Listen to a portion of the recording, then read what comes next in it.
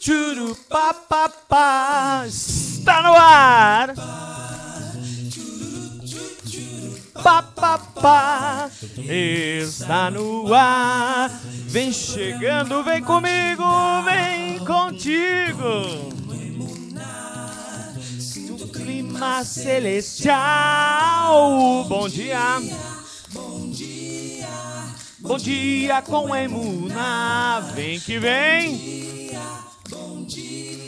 Sinto o clima celestial. Bom dia! Muito bom dia pra você! Sou eu, menininho. Acorda, menininho. Otto Borges. Aqui no canal Otto Borges. Este é o programa Emuná. Você recebeu esse vídeo? Recebeu aí esse vídeo?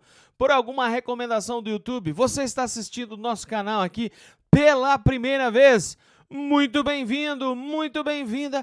Chegue, aproxegue-se.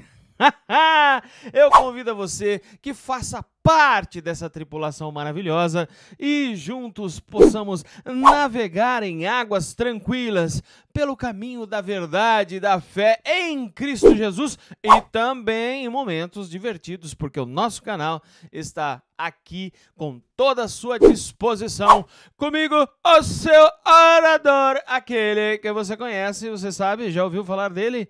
O nome dele é Borgito. Sou eu mesmo, o vosso capitão, e a todos vocês que estão assistindo essa semana especial, o Emuná especial de Semana Santa, eu desejo a todos vocês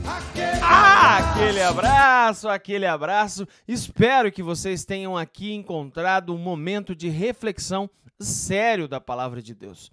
É lógico que eu gosto de brincadeira, vocês me conhecem, mas eu tenho um programa especial, esse é o Emuná, dedicado ao estudo da Palavra de Deus. E ao fazer esse programa, minha intenção, meu amigo, você que está aí do outro lado da telinha, é trazer a você algo que seja útil para o seu dia. Ao longo dessa semana estamos vendo e relendo os passos de Jesus até chegar ao Calvário. E também vamos ver a sua ressurreição. Cada um desses passos são extremamente importantes para entender a fé cristã e trazem lições também importantes para todos nós. Agora é o momento da reflexão. Muitas pessoas ficam pensando assim que outros têm a obrigação de dar coisas que eles não têm. Em certas circunstâncias, o momento em que nós vamos nos encontrar hoje, segundo a cronologia bíblica, é exatamente o dia de quarta-feira. E o que foi planejado na quarta-feira de Jesus? Você pode pegar a sua Bíblia aí e reler esses eventos finais, começando ali pelo capítulo de Mateus, do versículo 18, 19, 20 até o 28. E também pode pegar o Evangelho de Lucas, fazer a mesma coisa. E dos capítulos 19 até o 24, você vai entender como é o fim da história de Jesus aqui nesta terra. Mas cada um desses capítulos deixa um momento especial agora para quarta-feira, que é o surgimento de uma figura que já anda com os discípulos, conhece Jesus, tem intimidade dele, mas ele propõe no coração dar aquilo que ele não tem. Percebe? Muitas pessoas se aproximam de nós, demonstram carinho, atenção, afeição e acabamos nos encantando por essas pessoas. Mas sem perceber, essas pessoas apenas estão mostrando uma face igual à figueira de ontem, que não tem nada a ver com a realidade. Essa figura, daqui por diante, pode se esfacelar com o tempo. Ela pode se desfazer como a névoa quando encontra a luz potente do sol. Mas perceba, Será que eu posso exigir de alguém que me dê algo que ela mesma não tem? É interessante notar que muitas pessoas exigem e cobram santidade, espiritualidade, cobram também comportamento e principalmente que a pessoa tenha caráter, e exatamente essa pessoa é que não tem nenhuma dessas coisas. O bonito da história de Jesus é que ele convidava as pessoas para que elas viessem segui-lo. A figura de hoje não recebeu um convite. Essa pessoa se autoconvidou. Exatamente. Em Lucas capítulo 9, nós encontramos essa circunstância.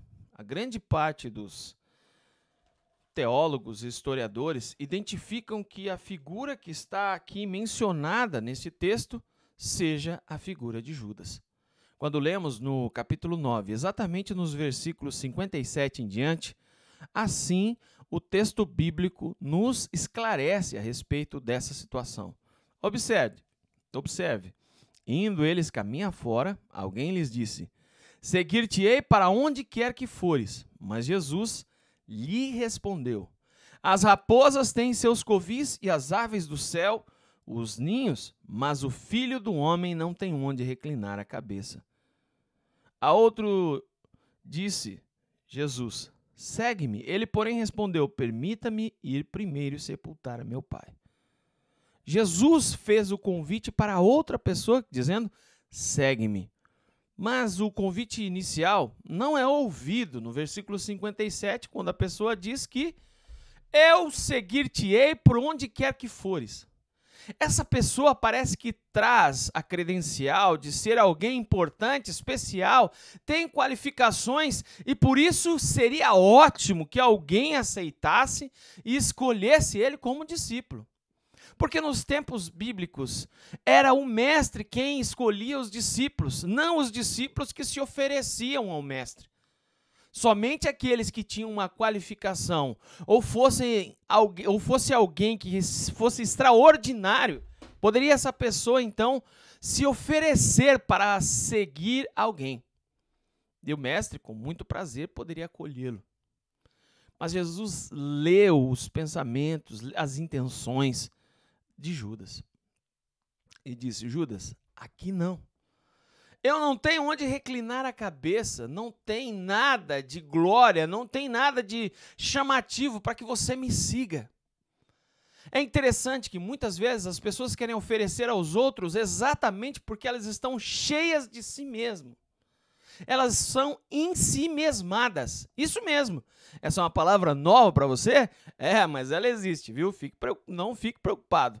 Ensimesmado é uma pessoa que pensa somente em si e coloca somente os seus pensamentos à frente. Acha que tudo que ela faz e pensa e age é o caminho correto. Essa pessoa está plena de si mesma e não tem condições de que as informações, a vida, o pensamento, o crescimento que outro possa oferecer, possa contribuir para que ela seja melhor. Agora você consegue entender porque Jesus disse que ele não veio para os sãos e sim para os doentes, não veio buscar os justos, mas sim os pecadores. Não existe justo nenhum na face da terra. Mas ao mencionar isso, Jesus está propondo que existem pessoas que se auto-intitulam justas, que se auto-intitulam curadas. Porque a palavra Salvador, no sentido pleno da palavra, significa aquele que veio para curar. Curar da pior das chagas que nós temos, que é o pecado. Nossa condição de ser alguém que é ruim por natureza. Nossa tendência, inclinação em fazer aquilo que é mal, mesmo quando nosso desejo é fazer o bem. E ainda, quando nós fantasiamos que estamos fazendo o bem, possivelmente vestindo a capa de sabedores, inteligentes, homens santos, religiosos, ao fazermos isso, nos afastamos exatamente da fonte de cura, que é o Salvador. Esse tipo de gente que não tem o que oferecer, mas insiste em oferecer aquilo que não tem. Então, fique atento a essas coisas. Perceba que isso pode ser prejudicial. Porque as pessoas que são assim nunca vão crescer, nunca vão aprender, nunca vão deixar de ser quem são. Jesus, ainda assim, chamou para que esse moço, Judas, caminhasse com ele. Jesus permitiu que Judas visse e ouvisse cada uma de suas palavras. Deixou com que esse homem tivesse o coração quebrantado para entender qual era a razão da esperança, da fé de Cristo, que é o autor e consumador de toda a fé daqueles que creem em Jesus. Mas sabe o que aconteceu? Judas não admitiu essas coisas. Tanto é que não admitiu ao ponto de que, na mensagem de hoje, no ponto crucial do que nós vamos ler hoje, para o dia de quarta-feira, a última quarta-feira da Semana Santa de Cristo, Judas ainda mantinha os mesmos pensamentos. Tanto é que esses pensamentos levaram a ele a alimentar mais coisas, mais desejos estranhos. E o capítulo 19, aliás, não é o capítulo 19, é o capítulo 22 já de Lucas, nos deixa claro essa situação. Que é o seguinte: estava próxima a festa dos pães asmos. Estou lendo o versículo 1, a chamada Páscoa. Preocupavam-se os principais sacerdotes e escribas em como tirar a vida de Jesus, porque temiam o povo. Ora, Satanás entrou em Judas, chamado Iscariotes, que era um dos 12. Este foi entender-se com os principais sacerdotes e capitães sobre como lhes entregaria Jesus. Então eles se alegraram e combinaram em lhe dar dinheiro. Judas concordou e buscava uma boa ocasião de lhe entregar sem tumulto. Veja porque os estudiosos e alguns historiadores, os teólogos, entendem de que o capítulo 9 fala a respeito de Judas, exatamente porque Jesus disse que ele não ganharia nada se fosse seguir a Jesus. Mas Judas mantinha ainda o desejo de grandeza, o desejo de achar que os pensamentos deles eram mais altos do que os pensamentos do próprio Jesus. Alguns dizem que Judas quis dar uma mãozinha para Jesus para que ele, de fato, se mostrasse como Rei dos Reis, o grande general de Israel, o novo Davi, que libertaria o povo dos romanos. Alguns têm essa visão. Mas permita-me pensar de uma forma coerente com o texto bíblico. Judas queria ter importância, queria ser famoso, queria ter o nome escrito em toda a história. E o que ele queria mesmo era din-din, kane, como dizem os japoneses, né? Ele queria isso. E o triste da história de Judas é que ele não mudou nada em 3 anos e meio. O triste de muitas histórias que nós ouvimos de pessoas que se aproximam de Jesus é quase igual a dele. Não mudaram nada. Jesus estava ao lado de Judas. Tinha condições de questionar a Jesus e qualquer pensamento que lhe viesse à mente. E certamente, com toda a boa vontade de Jesus, que ofereceu o melhor de si para Judas, as respostas que Judas queria não resolveram em nada. Percebe? Não há problema com os nossos questionamentos com relação à nossa fé. Não precisa haver esse problema. A questão do problema é se as nossas respostas também vão continuar sendo evasivas. Nossas perguntas podem até ser respondidas, mas o meu desejo mesmo é que se faça a minha vontade e não a de Deus.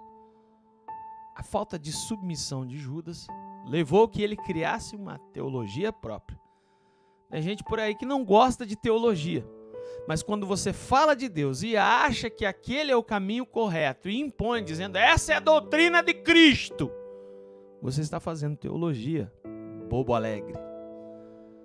E se você está fazendo teologia, você está criando ou uma teologia que é boa ou uma teologia que é ruim. Porque só existem dois tipos de teologia. A teologia de Judas era péssima, ruim, baseada só no que ele achava que era certo, que era a cabeça dele fazendo com que os outros acreditassem que fosse a verdade. Ele não conseguiu convencer ninguém. Mas ele, conforme o texto bíblico diz, e o escritor Lucas propõe, deixou que Satanás entrasse nele.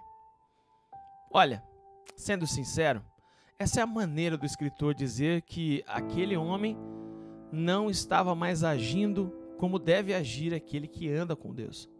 Aquele que anda com Deus deve agir como alguém que é submisso, humilde, não alguém que é altivo, que deseja grandeza, como foi Satanás.